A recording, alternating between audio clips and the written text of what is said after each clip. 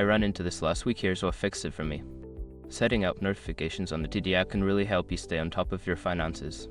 Here's how to do it step by step. Step 1. Open the TD app. Launch the TD app on your mobile device. Make sure you're logged into your account to access all features. Step 2. Go to Settings. Once you're in the app, find the Settings icon, usually represented by a gear symbol. Tap on it to enter the Settings menu. Step 3. Select Notifications. In the Settings menu, look for the option labeled Notifications. This is where you can customize your alert preferences. Step 4. Choose Notification Types. You will see a list of different notification types, such as account alerts, transaction notifications, and promotional messages. Select the ones you want to enable. Step 5. Save your preferences. After selecting your desired notifications, make sure to save your changes.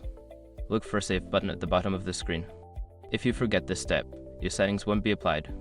Now you are all set to receive notifications that keep you informed about your finances. If you have any questions, feel free to reach out.